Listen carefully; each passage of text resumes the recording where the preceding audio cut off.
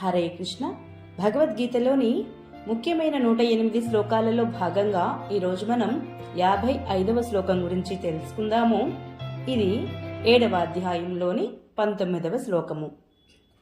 బహూనాం జన్మనామంతే జ్ఞానవాన్ మాం ప్రపద్యతే వాసుదేవ సర్వమితి సమహాత్మాసు దుర్లభః.